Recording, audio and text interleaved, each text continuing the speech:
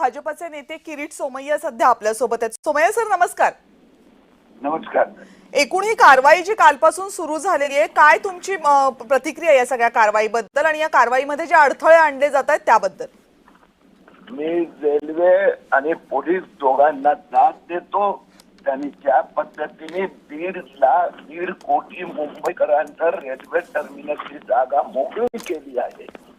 आता काही राजकीय गुंड, काही जिहादी लोक ज्यांना कसंही करून गुंडगिरी करायचंय, बांगलादेशींना घुसवायचं आहे, वोट जिहादसाठी चालणारे राजकीय नेते, हे जर अशा प्रकाराने गुंडगिरी करून त्यांना वाटत असेल की न्यायालयाचा आदेश आम्ही पायदळी तुडवू, तर त्या एकेकाचा बंदोबस्त केला जाणार।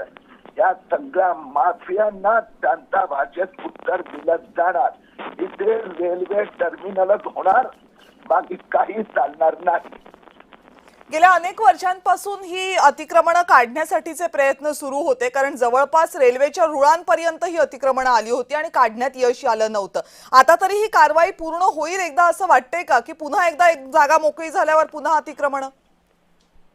आता आपल्याला आठवत असेल की 10 मार्चला मी या इथे गेलो होतो, 2 वेळा गेलो होतो, पत्रकार पण होते। जे रेल्वे ट्रॅक रूळ नंबर 8 आणि 9 ज्या पद्धतीने तिथे व्यवसाय सुरू झाला होता, बकरीचे गोटे, ते मी स्वतः माथावर उभं राहून ते हलवलं होतं। तर हे तर रेल्वे स्टेशन आणि रेल्वे रूळ पण खायला बसले आहेत।